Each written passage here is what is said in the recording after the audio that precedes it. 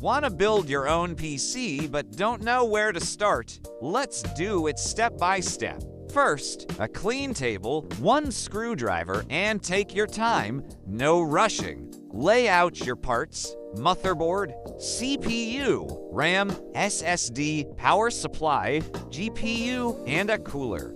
Start outside the case. Put the motherboard on its box, safe and easy to work on.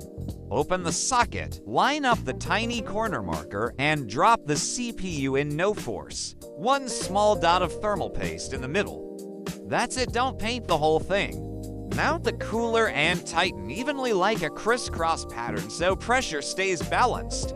RAM goes in next. Match the notch. Press until both clips snap. Slide the SSD in at an angle, press it down, and secure it with the little screw. Now prep the case, open it up, and make sure the standoffs are ready. Lower the motherboard in, align the holes, and screw it down snug, not super tight. Install the power supply, then route the cables. Yes, this is the messy part. Zip tie everything behind the panel. Clean cables mean better airflow and easier upgrades.